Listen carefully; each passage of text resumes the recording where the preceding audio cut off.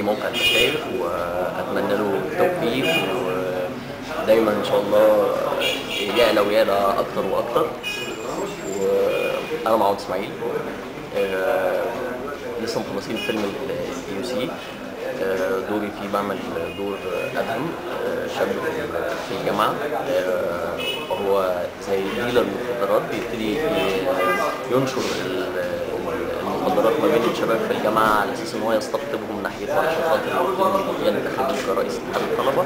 بس طبعا في الآخر الموضوع ما بيمشيش زي ما هو عايز، وإن كان النهاية بتاعت الفيلم مفتوح سنة يعني لحد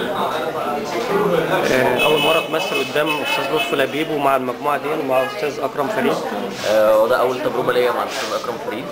الأستاذ لطفي لبيب دي تاني تجربة ليا، لأن كنت مخلص معاه مسلسل اسمه مشاهد في البورصة إخراج الأستاذ مدحت السباعي.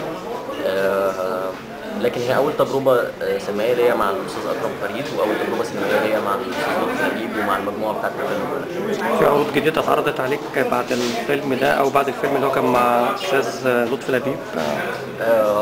احنا لسه مخلصين، يعني لسه بنخلص حاليا فيلم سامي اكسيد الكربون للاستاذ علي رمزي. الاستاذ علي رمزي والاستاذ اكرم فريد، وفاضل فيه 6 ايام ان شاء الله ربنا يسهلها. بالتوفيق ان شاء الله. شكرا.